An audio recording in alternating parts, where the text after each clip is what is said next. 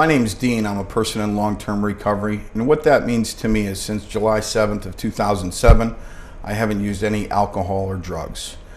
And because of that, I've been able to become a productive member of society. I've been able to become the dad to a beautiful little boy. I've been able to become the son to my parents that they always knew before I started using. I'd be able to have a sense of peace, and I've got this show, Inside Addiction.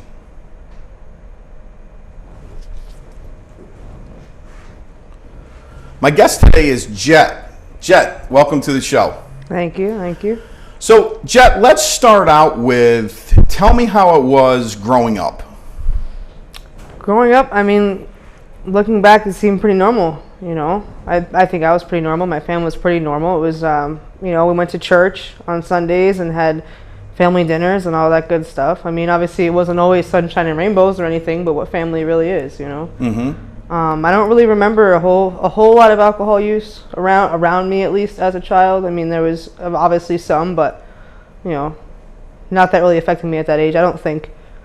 And then, you know, I had a lot of siblings, so there was at one point there was like 8 of us kids living in a house with my mom and my stepdad. So. Wow.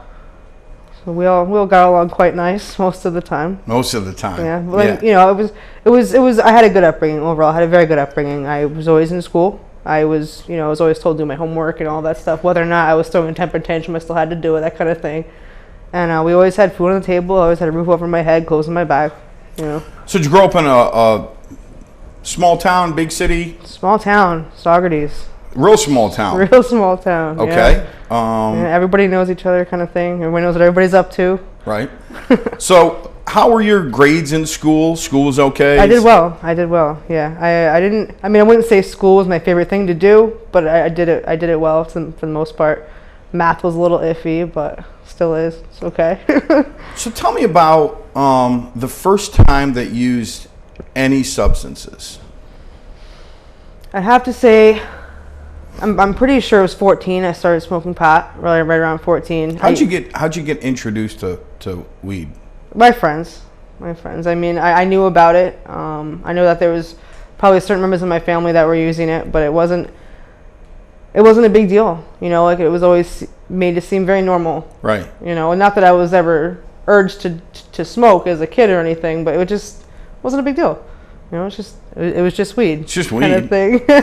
And so, like, a lot of my friends started to turn out to be much older than I was. Not much older, I'd say. Like, if I was 14, I think the oldest friend I had was like 20, 21. Mm-hmm. Which I guess is sort of a big difference. But at the same time, we all were doing the same thing. And we all got along really well, listened to the same music. We all hung out and smoked pot.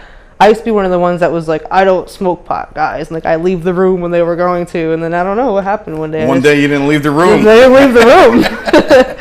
So it seemed like fun, you know, like it was a good way to sit down with everybody and connect and laugh and listen to music, and like it, you know, for most people it's harmless, you know, and for myself it was harmless until it wasn't, kind of thing, you know. So at 14 years old, what grade were you in? 7th, I think. 7th, so did it 7th or 8th grade. Was it something you just did like a weekend warrior, or you did it one time, or? I did it one time and then kept doing it. You know, it wasn't like I'm just. Well, everybody does it one time, and you do it another time, and another time. I just kept doing it. I never really took a break. You know, like it was like I got into it. I realized how much more at ease I felt. I felt comfortable. I could kind of like be me, so to speak. But did you have a hard time being you prior to smoking weed at age 14, or was there something in particular that made it difficult for you to be yourself at that age? Other than any other thing that makes it hard for a 14-year-old to be 14. Yeah, that was the problem. The whole problem was I was 14. Yeah. But I was in counseling a little bit here and there throughout like early high school. I had like anger management type situations, and I'm not sure where it came from, but I know it was a lot of low self-esteem. Mm-hmm. I used to be in the counselor's office almost daily for like, you know, like cutting my wrists and things like that. It wasn't anything super serious in my opinion, but like it did worry my parents, it worried the counselors, and so like, you know, I used to get mad at them for like having to call my parents or like whatever. But I, you know, obviously hindsight being 2020, they had to do what they had to do to do their job. Sure. And they were worried about me, so I started trying out depression medications. I was put on Zoloft for a small while. I don't feel like it worked very well. I mean, I also couldn't.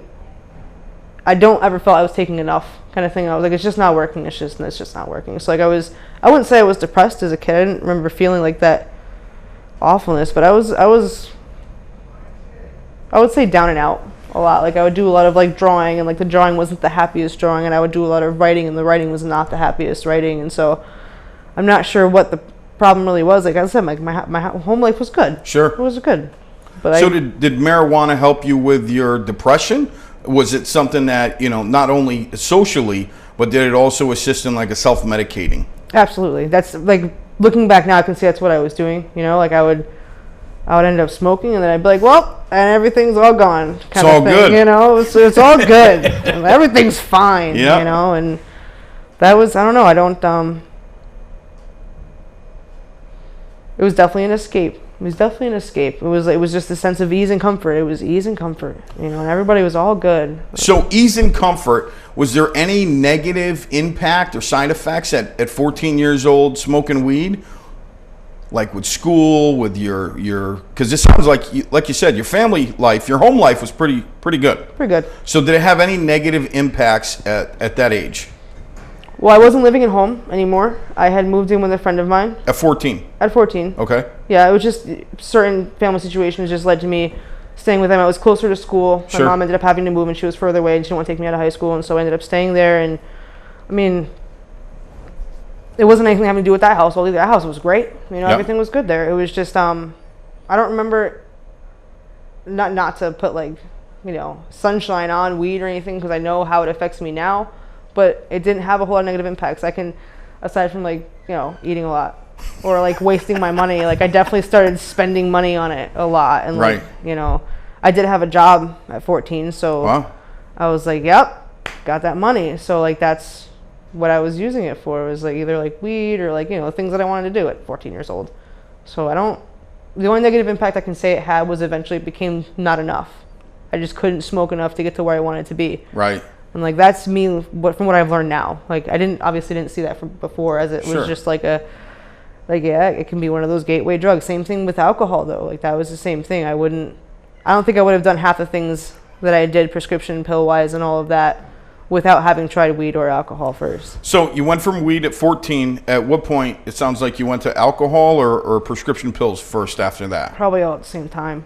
Okay, so I was a mixer. I mixed them. Okay.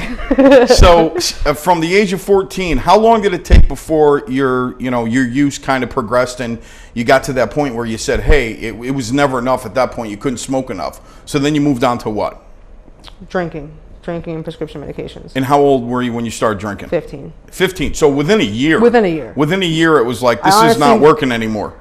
I may have dabbled a little bit in alcohol before then, but like the first time I remember it was a pretty awful blackout when I was mixing alcohol with another medication. So you were still on prescription medication? It was someone else's. It was prescription medication. It just wasn't yours. It wasn't mine. Or it was a prescription medication. So it was a prescription. It wasn't mine. So tell me about the surrounding circumstances with the first time you drank at 15 years old. How it all came about. And it sounds like right off the rip, it wasn't a very good experience. So tell me about that. It wasn't a very good experience. There was nothing wrong. We were just hanging out and having a good time. We're at a friend of mine's house, and it was screwdrivers, and I think Ativan. I'm not gonna lie, screwdrivers and Ativan. And the next thing I know, I had downed it because I don't know. I was always I would chug things, so I would drink it real quick because it tasted good. Yeah. And it made me feel warm and nice and comfortable. And the next thing I know, I was in a shower because I had blacked out and like probably just really sick. At 15 years old, you were blacking out. Absolutely. So I'm guessing that scared the hell out of you and you never drank again. False. No, I was like, okay, I just did it wrong. Like, I just did it too quick, or like I just. You got to drink slower. The problem is I chugged it with Ativan. Yeah. I'm not really sure where the idea came to mix things from. It was just like I thought if I just took one of these and like a little bit of this, it would be fine. And like for a little while, I think it was, but I really couldn't. I don't remember the rest of the night, honestly. So a few friends of mine probably do, because they genuinely saved my ass that night. But so smoking weed at 14, starting to drink and mix with pills at 15, blackout the first time you drink. Do you black out every time after that? Don't tell me you don't remember, because clearly then you blacked out. Most of it, I'd say a good 90% of the time, yeah. Wow. Yeah, I was just, because I didn't know how to stop. I didn't want to stop. Why would I stop? You know, like everybody else was going. Like I was one of the ones who had a whole lot of pride, and I was like, I can drink anyone at the table, but I was usually the first one to Under the table. be throwing up somewhere, or you know, I just always went hard. And like the weed, did it get to a point that there just wasn't enough with alcohol too? There was just never enough, really. I would combine all of them all the time. It was just never enough in general. It was never enough, you know, and it was only enough until I ended up falling asleep, and I'd wake up and probably do it all over again. Like usually, I would put one of those timestamps on it where either I was going to do it right after school, right? But I was using in school. Again, you know, let's be honest. It was either we'd like take our lunch and like we'd all you just had the liquid lunch. Go somewhere and like either I never drank much in school. That is a fact. I didn't drink much in school, but I was always getting high in school. Right. So at this point, 15 years old, year after you started using, you're using in school. At this point, did it have a profound effect on your life? Grades? Anything? Not yet. Not yet? Not yet. I don't know. I'm not going to say that I had control of it or anything, but I think I just knew that I didn't want to mess up school. You know what I mean? Like my grades were on it, and they still are like very important to me. Like I wanted to do well in school, and then I ended up learning that there was prescription medications you can take that would just help you stay awake and like do a lot of schoolwork, and you know, and if it wasn't schoolwork, it would be like I could at least study for a long period of time. But I did dedicate a lot of my time to schoolwork. Gotcha. It felt no negative stuff yet, which is why I think I did as much as I did as often as I did it, because it was like, well, nothing's going wrong, so it's all good. It's all good Until it's not. Until it's not. And at some point, it was no longer. 17, yeah. 17. 17 started getting really rough. It took a couple years. I couldn't really tell you much of what I did during like 15 to 17. Not that I don't remember anything. I just, you know, kind of stuff takes a toll on your memory. Right. I know that it wasn't all bad because I kept doing it. You know, like I was always hanging out with friends. And like I'm not saying my friends were negative impact on me. Like they weren't. Like I made the choices to do what I did. Sure. You know, but I mean it didn't necessarily help that we all did the same thing either, because I finally felt like I could fit in somewhere. Like that low self-esteem kind of stuff from high school kind of gets to you. So when you find people who accept you, I found my place. Those are your people, man, and that's what I did. I mean, the negative stuff didn't start coming until I had my license and started driving, because I would keep stuff in my car, and like if you get pulled over and your car smells like weed, they're gonna search your car, and like, you know, a couple of UPMs and things like that. But it was just tickets. It was always just a slap on the wrist for a while. And then it was like when 17 hit, I got my first kind of like scare, so to speak. Obviously, it wasn't enough to scare me to stop, but I was like, all right, I just won't do it that way. So like I ended up getting hit with a small drug charge for having prescription medication on me that wasn't mine. So that's what happened at 17. Yeah. So tell me about the progression into, hey, I knew I had a problem when. It honestly took a while. Mine, I feel, was a slower progression than some of the stories I do here, but it was because I had that idea where like I got it, like I'm invincible. If I get caught again, it's just going to be a slap on the wrist, and they're going to let me go because I'm so young. Yeah, just another ticket, and like no big deal. But it became expensive after a while. Like I did end up going to outpatient treatment the first time for that first drug charge that I caught. They put me in outpatient treatment. I believe I was on a conditional license for that, because it was like I don't remember. See, my memory's a little shot, but I don't remember what the charge was. But it was still enough to them put me in treatment just because they felt I had a problem with prescription medication. So I was like, okay, fine. So like I had to stop smoking weed for that point in time, which I was able to because they had to drug test you and all of that, and I didn't want to get in any more trouble. So I kind of was able to not do as much so I could get out of trouble. So when things get out of hand?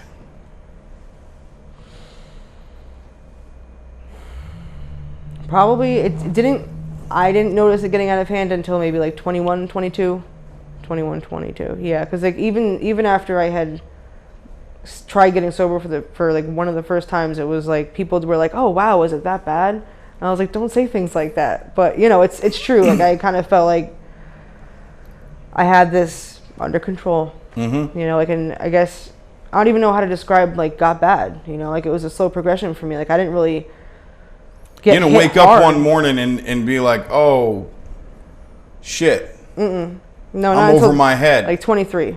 So 23. 21, 22 became like constant usage. It was like every day, and it was 7 days a week.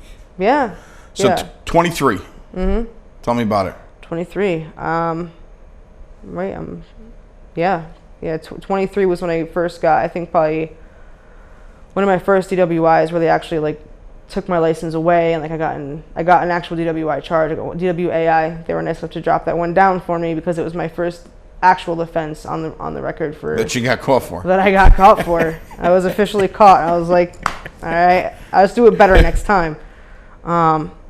So yeah, I got through court. I paid all of the fines. I got my license back, and then I continued to do the same thing. I would drink and drive a lot. Like I'm so lucky that I didn't hurt anybody or myself. Like that is kind of what I did. I hear that. I had open containers in my car all the time, and like I just thought it was okay because that's the kind of rational thinking I had going on at that point. That's what we do. You know, and I don't know. I guess 23. I got through all of that. I was in college at this point, and I was doing well in college. I actually ended up graduating in recovery. But what'd you go to school for? I got an associate's in science. Originally, I went for forensic science and realized I was terrible at organic chemistry, and I was like, all right, abort mission. But I stayed, I still went for like individual studies, but ended up with an associate's in science. And I started abusing Adderall, which apparently is a common college student type thing. Helps you study, helps you stay up. Helps you study, helps you stay up, which is what I did. I would pull a few all-nighters and do all of the things that I had to do to catch up so that during the day I could have fun and do what I wanted to do and like work. And I was going to work at like 3 a.m. I worked at a bakery at that time, and I would go to college from like 9 sometimes until like 8 o'clock at night. And then I would go and do what I wanted to do. Go to the club at night and come back, get dropped off at work after the club. It was just really, it was unmanageable. It was really unmanageable. And so I guess at the point where I had woken up was not until after I had totaled my car. I totaled my car in June or July of 2013. And that was as a result of drinking and driving. And it was just my bad, like I ended up, the substances that I was on ended up wearing off, and I fell asleep at the wheel, and I crashed into a ditch and tried to tell the cop that it was a deer. He didn't believe me. I didn't get out of that one.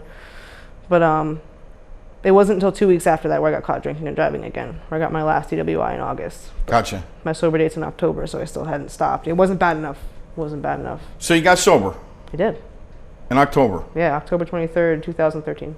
Awesome. So, going on 4 years. Yeah.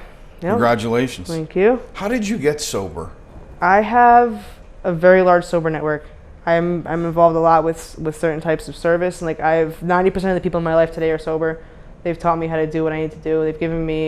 They've shown me what it's like to have fun in sobriety. They've shown me how to be a part of advocating for young people in sobriety and recovery. How did you go from being with a group of people that all do the same things, smoke weed, drink, to a group of people that don't? How did you make that transition? I was at college one day and I was leaving. I was really upset about like whatever was going on with my outpatient treatment at the time. And I met a girl outside who was like, he overheard my phone call and was like, so listen, I was eavesdropping. I'm like, okay. She asked me if I wanted to go to a meeting with her. I was like, wow. Okay. I was like, that's really random, but okay. At college? At college, yeah, she was outside college. Hey, I heard the conversation. Do you want to go to a meeting tonight? Yeah. Higher power works in mysterious ways, huh? Absolutely. And it's been great. That is awesome. Since then. It's they've shown, there's all sorts of different things you can do in sobriety and have fun and be young. So tell me about some of the things that you do and some of the things you've gotten involved in. I know, but all the things, and because some people get sober and then they kind of just move on with their life. Sure. And it's like they put it in their past, and they don't walk around. But that's not the path that you took. You not only got sober, but you got involved. I got involved. Yeah. You're an advocate. You go around. My understanding is you even go around and talk to younger people in schools. Yeah. Tell me about some of the things that you're involved with now that you're in long-term recovery. YPR was huge. Was very big for the first like two and a 2.5, about 3 years in my sobriety. And what's YPR stand for? YPR is Young People in Recovery. So I couldn't be in that? No, young. It's young. It just means like you're open-minded. You're willing to grow. Like you're only as old as you act, so exactly. I could. All right. So Yeah, Young People in Recovery. Tell me about it. Young People in Recovery, YPR. It's there's a bunch of chapters. It's a national grassroots advocacy organization, and they try to support those seeking recovery get help at least with housing, employment, and education, so that those who maybe are in long-term treatment help them get reacclimated to like society and how to learn how to become active members in society. We go to schools and we talk to like it's like assemblies. We go to school and talk to these kids, and like almost every single time I've gone, I've had young kids come up at the end and talk about either their experience or someone they know, and they want to know what they can do to help. And I'm guessing the approach isn't kind of like a scared straight or a just say no. No, it's honesty. You know, like it's our experiences, what's happened to us, and like I try to share with them the red flags that I didn't see, which is like having the weekend instead of being Friday, Saturday, Sunday, have that turn into Monday through Sunday. Right. And like that was my weekend. You know, like I didn't see that as a problem at the time, but it was the fact that I had lost control over my ability to stop drinking, like some people do. What are some of the best parts of recovery for you? Tell me about some of the highlights. And also, you know, has your recovery ever been tested? And how did you get through that? Okay. Because life happens. Life does happen. And we got to learn to live life on life's terms. Absolutely. High points, I mean, That's not the best terminology to use. Tell me about the high points. Yeah, tell me about the high points. Well, but then I don't want to hear about the low points either. Tell me about how being a young person in long-term recovery is. It is really, it's great. You know, it's gratifying. I have people in my life who care about me today. Not that my other friends didn't, but I have people who show up now. You know, I have a really stable job, which I got right in early sobriety. I still have the same job. I'm a supervisor at that job. I'm able to support myself. I have my own apartment. Wow. It's just good being an active member in society, like being able to show up for people, being able to. I can go to bars today and like not be worried about it. Like if there was not that I really want to, but the fact of the matter is like I don't have to fear where I go. Yeah, you go out to a restaurant, right. You go to a wedding. I mean, life goes on. You know, you stop at stores and get gas, and you walk in, you got to pay for it. There's the beer cooler. You know, we don't have to live in a cave anymore. Right. We can go out, and we cannot use when we go out. That's a good way to put it. I don't live in fear anymore today. I don't have to live in fear. I can live a spiritual life the way that I understand it, and that's like an altruistic lifestyle. Like I can do the next right thing because it's the next right thing to do. I'm not looking for a pat on the back. I just want to be a good person. You know, I was never a bad person. Yeah. I was a sick person getting well. I hear someone say that a lot in the program that I'm involved with. Is like I was never a bad person at all who needed to get good. I was a sick person who needed to get well, and like that's exactly what recovery has done for me. It's interesting. I love that you just said I don't have to live in fear anymore, because often the topic comes up, you know, about, even for people in long-term recovery, about being afraid to relapse, and that's still living in fear, you know. Sure. I, for myself, have developed a great respect for what drugs and alcohol do to me. You know, I'm not afraid of relapsing. It's like you go to, Six Flags or an amusement park, and you've never been on this roller coaster ever. So you get on, you strapped in, you go up, click, click, click, click, click, click, click. Then you get to the top, and you come down. And then after that, you've experienced that roller coaster. Yeah. So some people are like, that was awesome, I'm hopping back on the roller coaster. And some people are like, no way, I'm pale white, I'm gonna puke. And they never get on it again. So like, I'm not afraid to use again, because I have the respect that I've developed for what cocaine and what alcohol does to me. Absolutely. And how can you fear something that you know what it's going to do to you? Right. You know what I mean? It's like, I know if I go back to using, I can probably almost break down hour by hour what's going to happen to me. And I can probably tell you pretty close to the minute on when I'm going to be put in handcuffs. Right. And where I'm going to wake up the next day. Exactly. I've found a group of people who know exactly what that means. They've been there, done that. Been there, so done now that. you've found a group of common people that, as opposed to smoking weed, drinking, and listening to music,